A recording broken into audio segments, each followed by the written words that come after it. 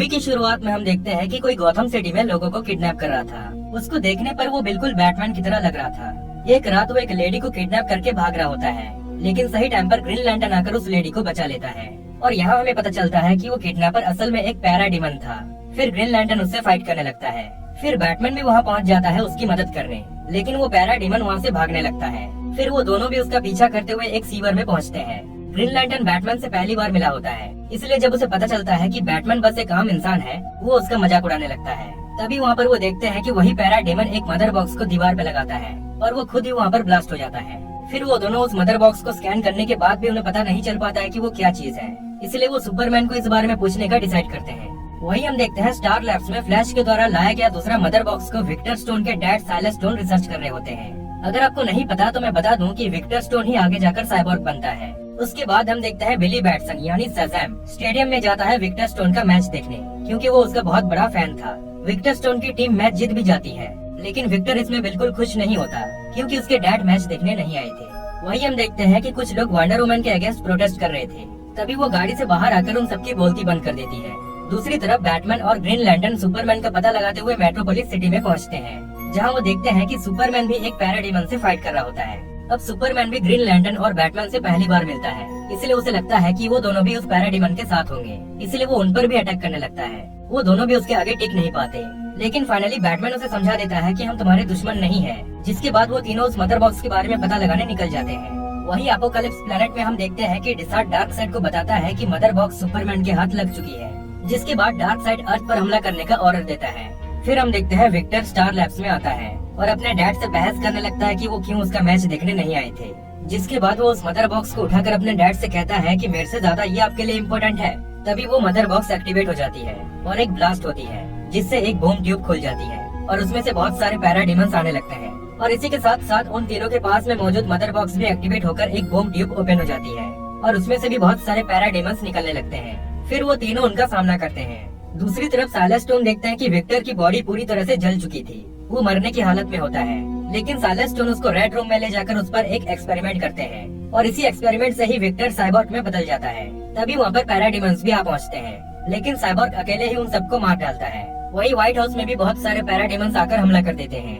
फिर wonder woman भी उनसे फाइट करने लग जाती है। उसके बाद हम देखते हैं कि बिली बैटसन भी अपने घर के बाहर एक पैराडीमन को देखता है, जिससे वो भी शज़ैम में बदल जाता है। वही कुछ पैराडीमंस प्रेसिडेंट के प्लेन पर भी अटैक करने लगते हैं, लेकिन सही टाइम पर वंडर वुमन और सुपरमैन आकर उनको बचा लेते हैं। दूसरी ओर साइबोर्ग खुद को देखकर बहुत ही परेशान हो जाता है। तभी उसे एक पोर्टल दिखता है, जिससे उसका माइंड कनेक्ट हो जाता है और वो उसमें अपोकलिप्स प्लैनेट में मौजूद डार्कसाइड और उसकी पूरी आर्मी को देखता है। फिर वो समझ जाता है कि डार्कसाइड बहुत जल्दी अर्थ पर कब्जा करने वाला है, इसीलिए वो उस मदर बॉक्स को अपने साथ रख लेता है। तभी वहाँ पर शज़ैम भी पहुँच जाता है और विक्टर को इस हालत में देखकर वो भी काफी हैरान हो जाता है। वही बैटमैन और ग्रीन लैंटर्न अभी तक उन पैराडीमंस के साथ फाइट कर रहे होते हैं। फिर फ्लैश भी उनकी मदद के लिए आ जाता है और धीरे धीरे करके बाकी हीरोज भी वहाँ पहुँच जाते हैं और सभी एक साथ यूनाइट हो जाते हैं। तभी वो देखते हैं कि वहाँ पर बहुत सारे पैराडीमंस दोबारा आने लगते हैं, लेकिन इस बार डार्कसाइड भी उनके साथ आया होता है, जिसके बाद सभी हीरोज एक एक करके डार्कसाइड पर हमला करते हैं। पर वो इतना पावरफुल होता है कि सुपरमैन भी उसका कुछ बिगाड़ नहीं पाता। फिर वो अपना ओमेगा बीम सुपरमैन और फ्लैश पर लॉक कर देता है, जिससे वो दोनों बहुत तेजी से भागने लगते हैं। फ्लैश तो किसी तरह बच जाता है, पर सुपरमैन को वो बीम लग जाती है, जिससे वो बेहोश हो जाता है और पैराडीमंस उसको अपने प्लैनेट में ले जाते हैं। जिसके बाद बैटमैन समझ जाता है कि सुपरमैन के बिना हम ये बैटल जीत नहीं सकते, इसलिए वो उसको वापस लाने के लिए एक पैराडीमन को ट्रिक करके उसके साथ उनके प्लैनेट चला जाता है। और इधर बाकी सब एक प्लान बनाकर एक साथ डार्कसाइड पर हमला करते हैं और वंडर वुमन किसी तरह उसका एक आंख फोड़ देती है, जिसके बाद सभी उसको पकड़ के रखते हैं और इसी बीच फ्लैश बहुत स्पीड भागकर उसका दूसरा आंख भी फोड़ देता है। वही हम देखते हैं कि सुपरमैन को भी वो लोग पैराडीमन बनाने का प्रोसेस स्टार्ट कर देते हैं, लेकिन सही टाइम पर बैटमैन आकर उसे बचा लेता है। लेकिन फिर भी सुपरमैन अभी भी थोड़ा सा उनके कंट्रोल में होता है, इसलिए वो बैटमैन पर भी अटैक करने लगता है। दूसरी ओर बाकी सब अभी भी डार्कसाइड से फाइट करने में लगे होते हैं, उसमें अब भी काफी ताकत होती है।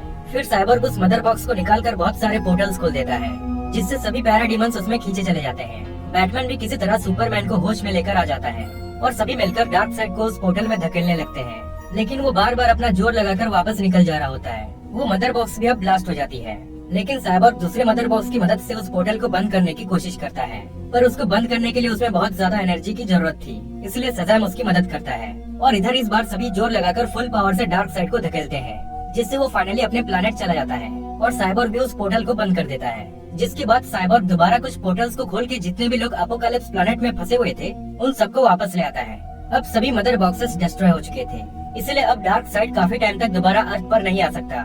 जिसके बाद सभी लोग पूरे जस्टिस लीग को चेयर करते हैं और प्रेसिडेंट भी उन सबको अर्थ को बचाने के लिए ऑनर करते हैं। और इसी तरह ये मूवी यहीं पर एंड हो जाती है। पर एंड क्रेडिट सीन में हम देखते हैं कि ओशन से एक सबमरीन बाहर आती है जिसमें ओशन मास्टर अपने किंग की डेड बॉडी को पकड़ा होता है। उससे लगता है कि सरफेस ड्वेलर्स यानी सरफेस पे रहने वाले लोगों ने उनके किंग को मार दिया, इसलिए वो उनसे बदला लेना चाहता है, जो कि नेक्स्ट मूवी के लिए एक हिंट है।